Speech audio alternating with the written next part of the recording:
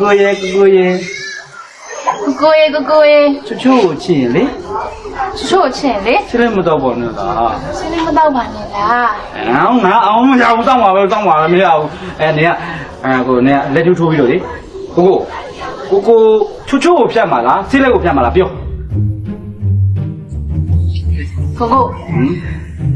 ချို့ဖြတ်မှာလားဆဲလေးကိုဖြတ်မှာလားပြော ချိုချိုကိုတော့မဖြတ်ဘူးနှမျောစရာ